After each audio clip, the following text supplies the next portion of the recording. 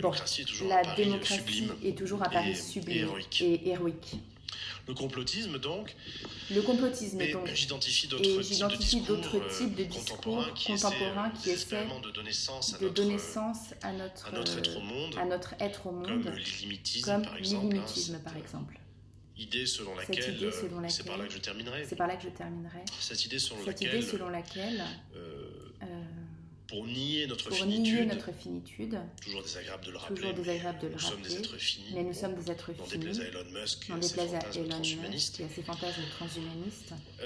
Certains veulent nier ses limites, et on le voit tous les jours dans les forçages auxquels nous nous soumettons, évidemment, le système planétaire, avec les conséquences que nous savons. Le discours du progrès qui était structurant depuis le XVIIIe siècle en Occident, progrès dior, en latin, c'est le fait de marcher vers l'avant, vers plus de confort, de bien-être, de culture, de commerce, de paix, etc. C'est vraiment l'idée du doux commerce qui s'installe avec le développement de la raison au XVIIIe siècle. Ce discours du progrès a été manifestement, sinon invalidé, du moins un petit peu disons, chahuté au XXe siècle. Et on n'en parle plus trop. Du progrès. Par contre, on vous parle aujourd'hui, c'est le nouveau mot magique, le nouveau fétiche, on vous parle d'innovation. Ah, bah l'innovation. Ça va tout sauver. En tout cas, à chaque fois que j'entends le président de la République française parler de ça, je me sens tout de suite mieux. Et je considère avec un œil beaucoup plus apaisé mes filles et le monde dans lequel elles vont grandir, car l'innovation, comme Dieu auparavant, pourvoira à tout, figurez-vous. Les imbéciles qui nous gouvernent ont identifié un problème, avec 50 ans de retard. Alors, avec 50 ans de retard, évidemment, problème climatique, disent-ils. Il y a trop de carbone dans l'atmosphère, donc il fait trop chaud. Génial. Pour des cerveaux managériaux, vous voyez, il y a un facteur, et il y a un levier d'action. Ils ont compris un truc. Et donc l'actuel chef de l'État en France, qui a compris, ça y est, nous dit, c'est simple, on va remplacer les moteurs thermiques par les moteurs électriques. Génial. On va décarboner comme ça. Grâce à l'innovation, nous allons pouvoir vivre comme nous vivons aujourd'hui, avec les mêmes flux de personnes, mais en zéro carbone. Ça aussi, éthique managériale, rapprocher des mots et former des syntagmes qui ne veulent pas dire grand-chose. Sauf que ces gens-là qui prônent l'innovation dans une perspective technosolutionniste pour nier les limites de notre monde, ne se rendent pas compte que s'ils ont enfin compris, quand je dis avec 5 ans de retard, je suis gentil, l'effet de serre, ça a été identifié en 1824. Mais disons, prenons le rapport Meadows sur les limites de la croissance. Donc avec 50 ans de retard, ils ont identifié un problème, ils ont un levier d'action, ils vont décarboner. Sauf que ils vont décarboner, pour produire des bagnoles électriques. Pour produire des bagnoles électriques, il faut du cuivre. Il faut du cuivre. Il faut du métal. Il faut du métal. Il faut de l'énergie. Il faut de l'énergie. Beaucoup d'énergie, il faut du fossile. Il faut de l'extraction. Il faut de l'extraction. Et il faut 80 kg de cuivre pour une toute petite voiture électrique contre 40 kg de cuivre dans une grosse voiture thermique. À un moment où les filons de cuivre s'épuisent. Où la teneur en minerai est réduite quasiment à rien. Il va falloir les forer, miner, forcer, très loin, très profond. Avec un coût zéro carbone, j'imagine. Pour produire tout cela. Et puis, on va pouvoir continuer le tout bagnole. Nous disent les illimitistes. C'est-à-dire le tout goudron, le tout béton, le tout zone commerciale, le tout laideur, le tout misère, le tout néant, puisque j'estime avec d'autres que ces gens-là sont des nihilistes. Pour conclure rapidement, nous avons commencé avec la question du sens dans l'histoire, à titre individuel, du sens dans nos vies, mais du sens au niveau des communautés humaines. Et en tant qu'historien, j'avoue que je suis un petit peu médusé, surtout après l'été que nous avons vécu. Qui a quand même fait prendre conscience à certaines personnes qui avaient un problème. Au plus haut sommet de l'État. Je trouve que nous vivons une période tout à fait singulière où la décorrélation, la disjonction entre ce que l'on sait de manière certaine, rationnelle, argumentée, fondée, et ce que l'on fait, ce que l'on ne fait pas n'a jamais été aussi.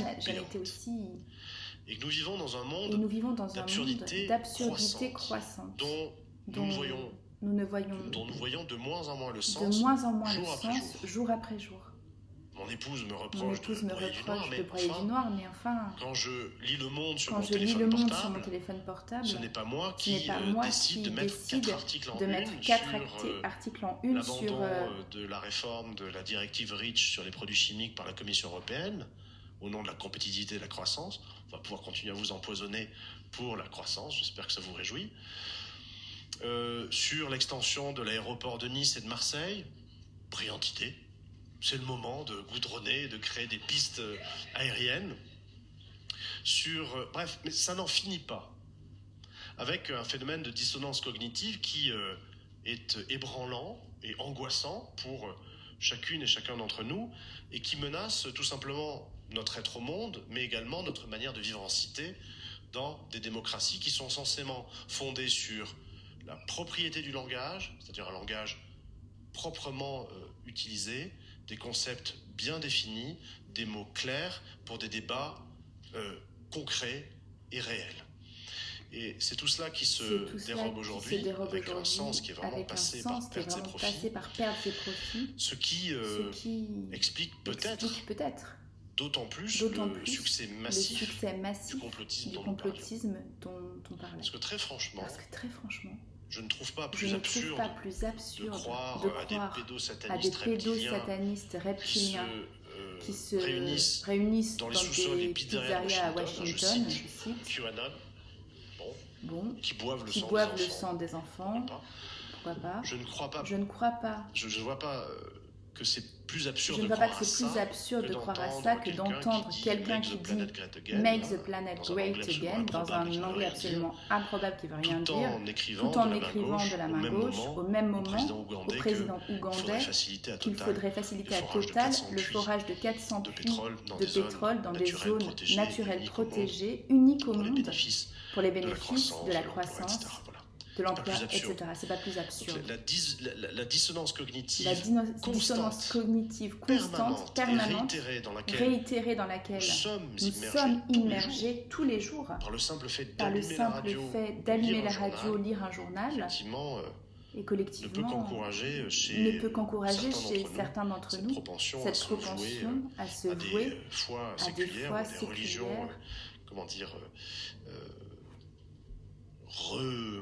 recalibré ou remasterisé comme le complotisme. Je vous remercie de votre attention. Je vais prendre quelques questions. Est-ce qu'on ne peut pas avoir l'espoir de se trouver à l'aube d'un nouveau sens qui peut faire cohésion et qui peut dépasser ces pseudo-religions, nazisme, etc., qui s'arrêtaient à une nation, etc., mais qui pourraient rassembler l'ensemble de l'humanité, c'est-à-dire la recherche de sauver cette planète et la biodiversité, etc., avec des vieux, oui, mais beaucoup de jeunes qui maintenant, et heureusement il y en a bien dans la salle, qui se battent et qui commencent à montrer beaucoup de volonté d'aller dans ce sens. Mais je partage éminemment votre espoir, monsieur, et c'est même un espoir rationnellement fondé, parce qu'il y a des tendances lourdes que l'on peut identifier dans le monde contemporain. L'avènement des femmes à leur pleine subjectivité, c'est une tendance lourde que l'on voit à l'œuvre partout dans le monde, c'est un phénomène planétaire, et c'est heureux. On voit en Iran aujourd'hui, comme on l'a vu il y a quelques décennies sous nos contrées. Je rappelle qu'en France, jusque dans les années 70, les femmes n'avaient pas le droit d'avoir un carnet de chèques ou un compte en banque. Il fallait que ce soit au nom du mari ou du père. Bon. Donc ça, ce sont des tendances lourdes que l'on voit et qui sont porteuses d'espoir. Voilà. titre personnel, je suis père de 2 filles. Je suis ravi qu'elles grandissent dans un monde post-MeToo et post-Weinstein. Voilà. Il y a de quoi avoir de l'espoir. De la même manière que la prise de conscience de plus en plus massive et profonde de la catastrophe géoclimatique que nous vivons ne peut que susciter l'action. Sauf que vous parliez des jeunes, très bien. Moi, j'ai des étudiants qui sont très courageux, très investis, etc.